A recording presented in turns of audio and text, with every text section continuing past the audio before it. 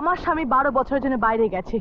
আমার স্বামীকে ঘরছাড়া করে তারই কণ্ঠস্বর নকল করে আমার সর্বনাশ করতে চাইছো?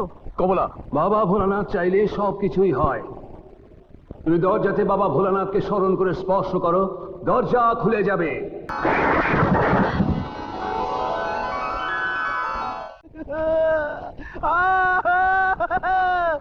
বালি, আমার বালি, আমার চোখের তারা, দিল কি রানী। যাও, তোমার সাথে কথা বলবো না। তুমি এত দেরিতে এলে কেন?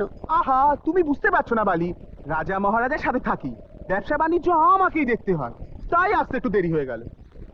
পারদেশি, তোমাকে একটা কথা বলি, তুমি আমাকে বিয়ে করবে তো? জরুর করবে। আমি কেন, আমার বাপ দাদা 14 গোষ্ঠী তোমায় বিয়ে করবে। 14 গোষ্ঠী কেন করবে? ভুল হয়ে গেছে, শুধু আমি তোমাকে বিয়ে করব। তোমাকে বিয়ে করে তোমাদের দেশেই ঘর বানিয়ে থেকে যাবো। তা হবে না। তোমাদের দেশে আমাকে বিয়ে করে নিয়ে যাবে, আমি তোমাদের বাড়িতে থাকবো।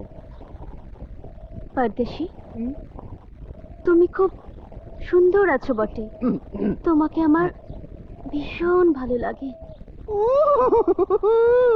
আমার বুলবুল বলে কি? লালপরি, বলো নীলপরি, আজকের রাত খুব পবিত্র রাত, সুন্দর রাত। কেন? আজকের রাতে স্বামী স্ত্রীর মিলন হলে যে পুত্র সন্তান জন্ম নেবে, সে হবে মহা সৌভাগ্যবান। তার কপালে থাকবে রাজটিকা, তাদের ঘরবাড়ি হিরে জহরতে ভরে থাকবে। সত্যি বলছো? সত্যি নয় তো কি? চলো, রাত ভোর হয়ে এলো, চলো।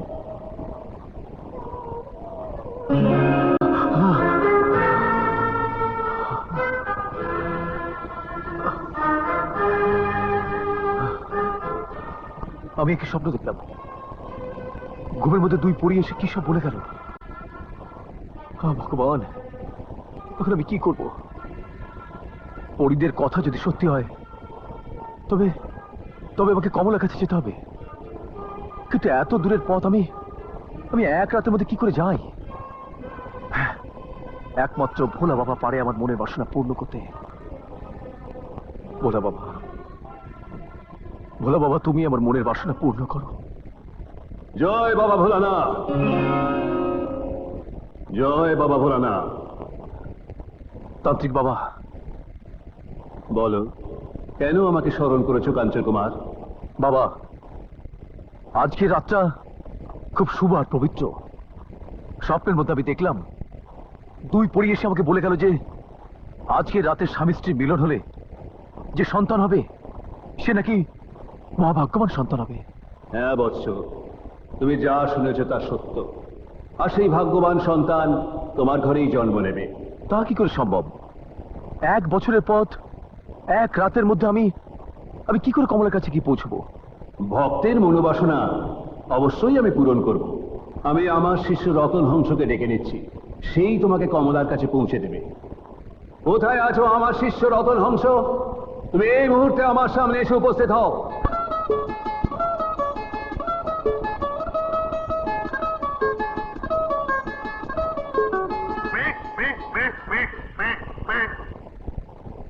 আমাকে কেন ডেকেছেন বাবা?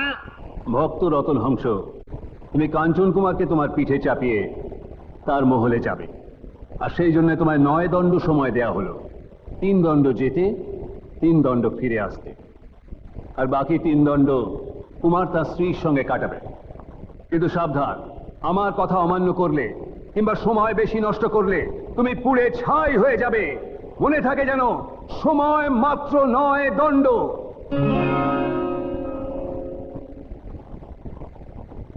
ভাই কাঞ্চন কুমার, এবার তুমি আমার পিঠে উঠে স্বপ্ন হয়ে বসো।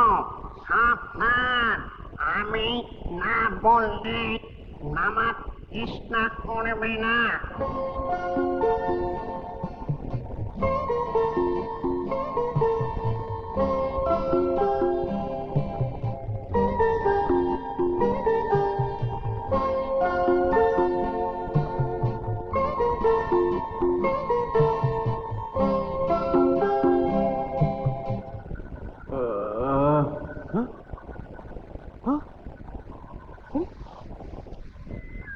এ কি, এত রাতে গেল কোথায়?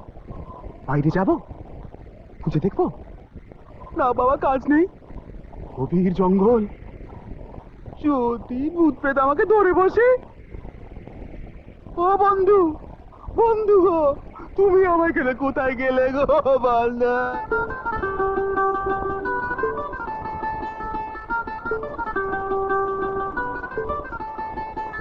আয় আঞ্চল চোখ মিলে তাকাও, দেখো আমরা তোমার মহলে এসে গেছি। হ্যাঁ তাই তো। এবার নামো।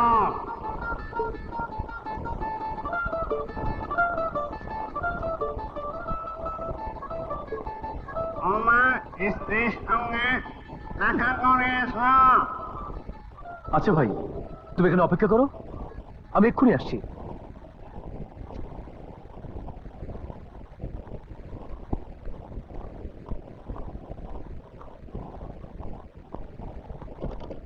কমলা,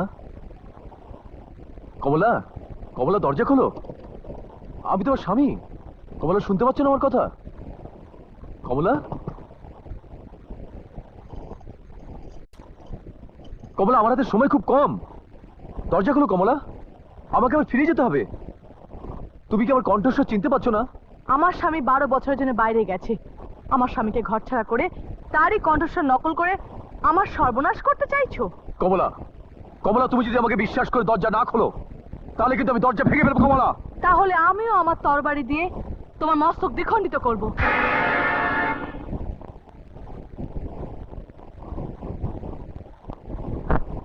বাবা ভোলানাথ, এখন আমি কি করব? কমলা যে আমাকে বিশ্বাস করে দরজা খুলছে না। জয় বাবা ভোলানাথ। আপনি? তোমার সব কথাই শুনেছি। বাবা ভোলানাথ চাইলে সব কিছুই হয়।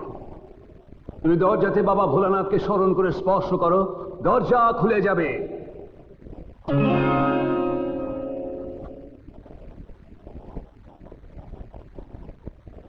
জয় বাবা ভোলানাথ, জয় বাবা ভোলানাথ,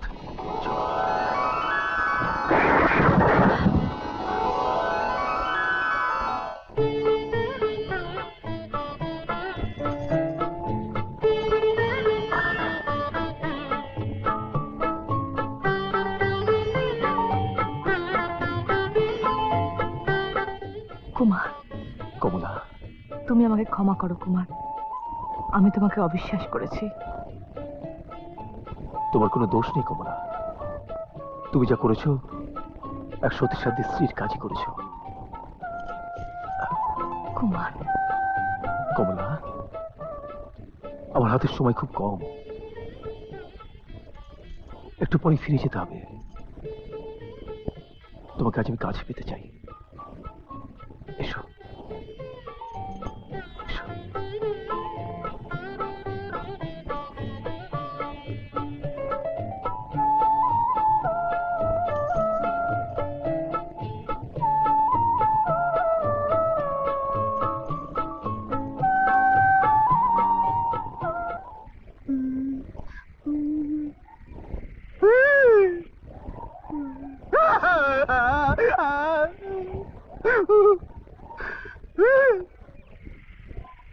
আরে, এটা দেখছি বিছানা নষ্ট করে ফেলবো।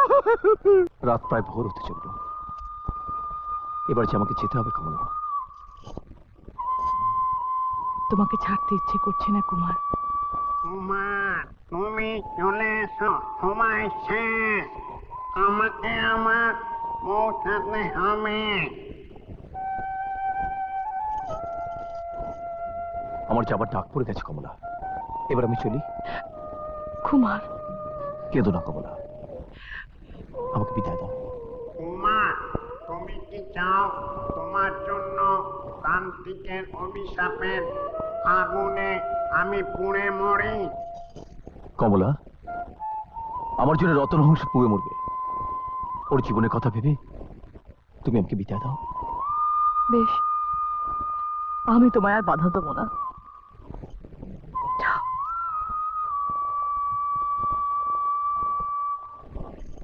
কুমার, মায়ের সঙ্গে দেখা করেছে।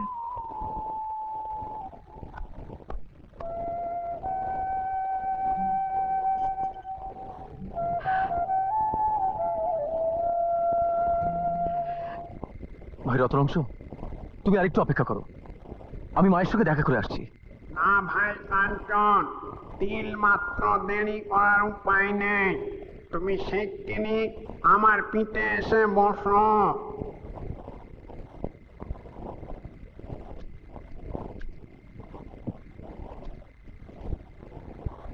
এমন আরো অনেক ভিডিও দেখতে এই চ্যানেলটি সাবস্ক্রাইব করে নিন এবং পাশের বেল আইকনটি প্রেস করে দিন।